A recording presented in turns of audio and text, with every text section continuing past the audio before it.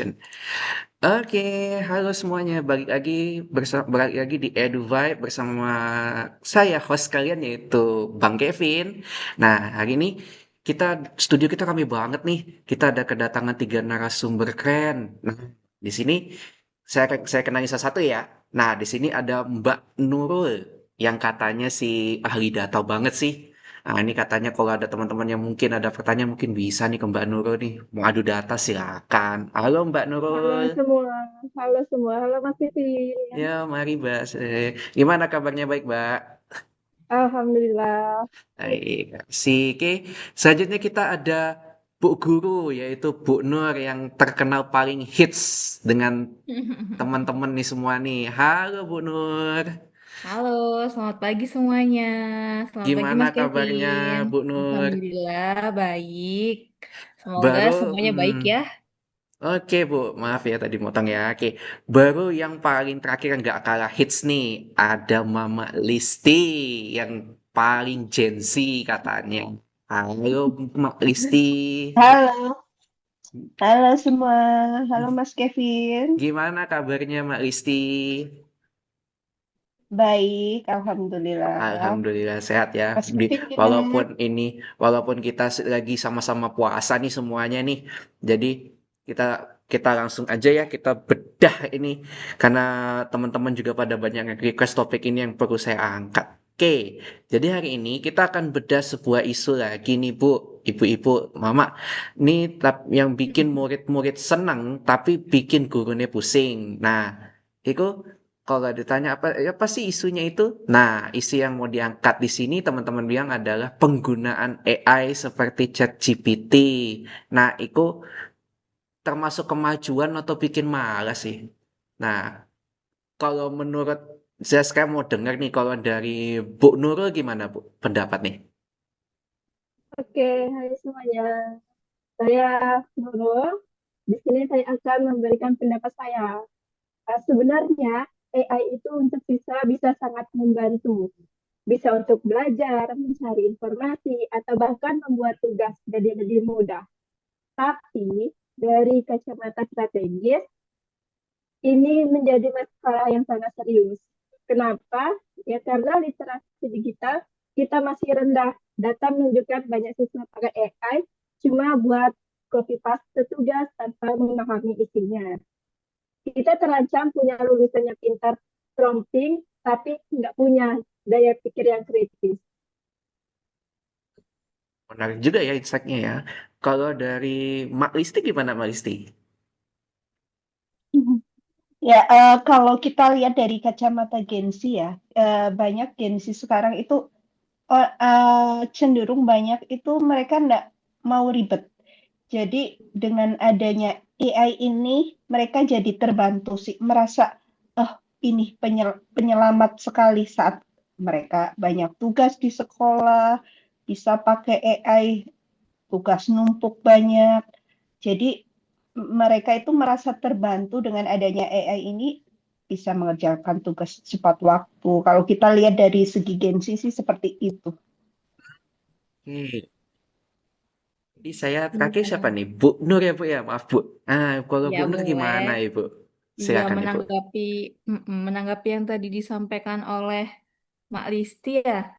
Nah, saya sebagai guru juga dilema nih Mas Kevin dengan kawan Hmm, semuanya. Di satu sisi, AI itu sebagai alat bantu yang luar biasa ya, karena sekarang kita memberikan tugas ke siswa, itu mereka sangat mudah untuk mengerjakannya, tetapi mereka tidak paham apa yang dikerjakannya, baik itu kita dapat nilai kejujuran akademik, itu jadi taruhannya, karena mereka jadi tidak fokus dan tidak paham apa yang dikerjakan.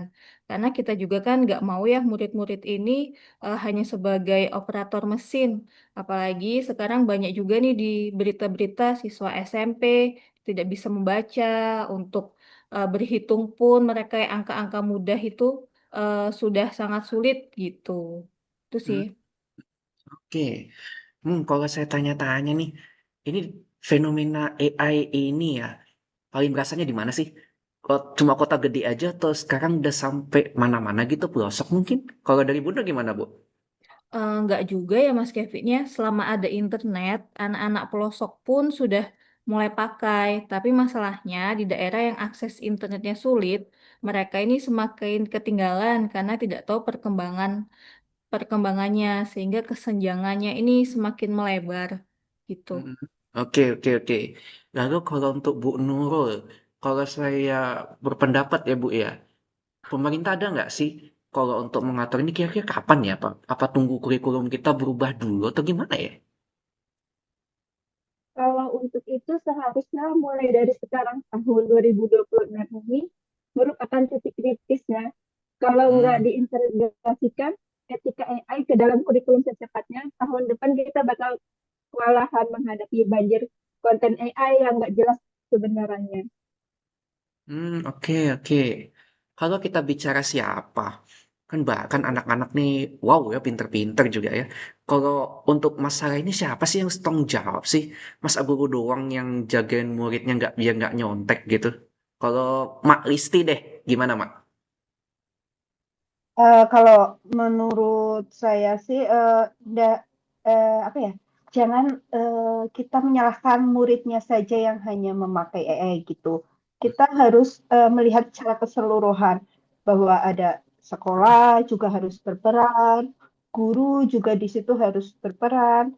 eh, me- apa secara antara murid, sekolah, dan guru itu harus menjadi satu kesatuan, biar apa ya, mereka itu bisa memberikan pengajaran yang baik, yang cepat, yang sesuai bagaimana TUI AI itu digunakan agar tidak disalahgunakan oleh siswa itu sendiri. Jadi jangan cuma melarang-larang aja, tapi kita harus memberikan edukasi yang tepat gitu.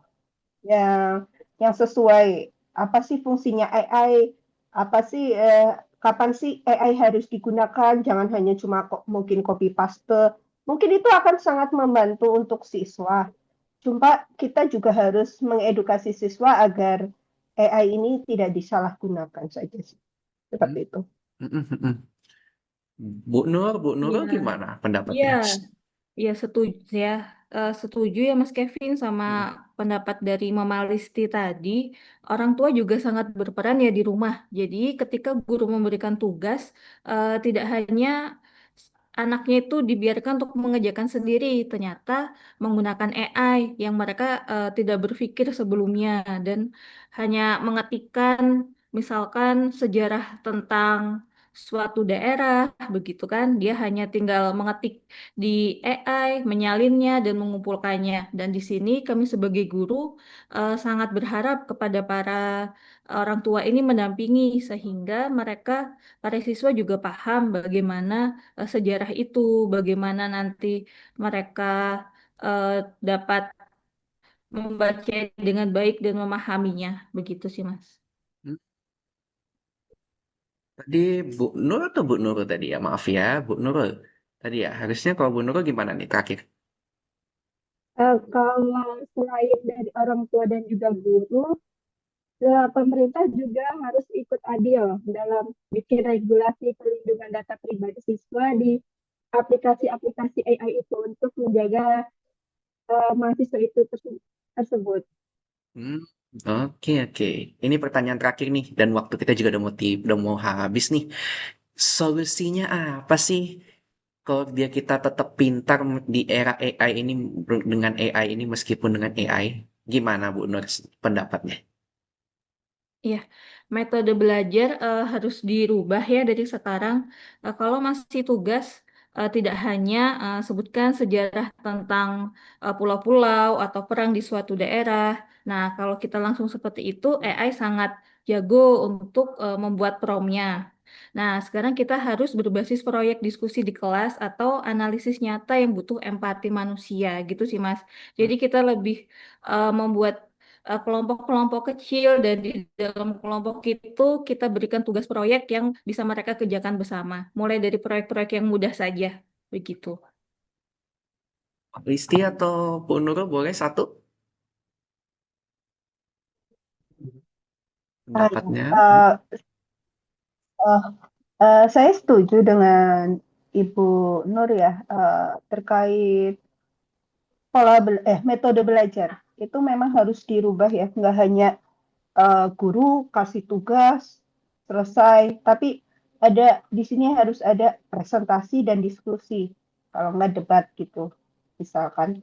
Itu itu yang nggak bisa AI jangkau itu eh, apa? Dari cara kita ngomong, reaksi langsung, interaksi langsung itu AI nggak bisa jangkau. Mungkin itu salah satu contoh penerapan nanti metode belajar yang untuk Gen Z yang zaman sekarang ini yang perlu ditingkatkan lagi di dunia pendidikan ini sih. Seperti itu. Oke, oke, oke. Oke, ada lagi? Kayaknya saya ketinggalan deh. Atau gimana ya? Tapi, oke deh. Dari semua pernyataan tadi, berarti saya simpulkan kita harus pintar ya, harus pintar menyikapinya dan memang kalau dari segi pendidikan memang nggak bisa kita ini lepas dengan siswa ataupun murid yang kita pegang itu harus benar-benar butuh pendampingan dan harusnya memang harus ada sebuah regulasi yang mengatur bagaimana kita berselancar menggunakan AI. AI itu bisa membantu, tapi di sisi lain dia bisa membuat murid itu menjadi bodoh karena critical thinkingnya itu jadi tidak ada dan proses belajarnya yang harusnya bisa kritis malah malah dengan dibantunya AI jadi tidak ada yang namanya pengalaman di balik itu yang membuat mereka jadi malas yang taunya hanya dulunya kepengen kita berharap bisa mereka itu berpikir kritis dengan ada AI dengan jawaban instan mereka jadi malas untuk yang namanya mengulik atau menggali lebih dalam. Oke, kayaknya udah cukup deh untuk podcast kita kali ini. Terima kasih kepada ketiga narasumber kita, Mak Listi, maaf Mak Listi, Bu Nur dan Bu Nurul. Terima kasih ya semuanya.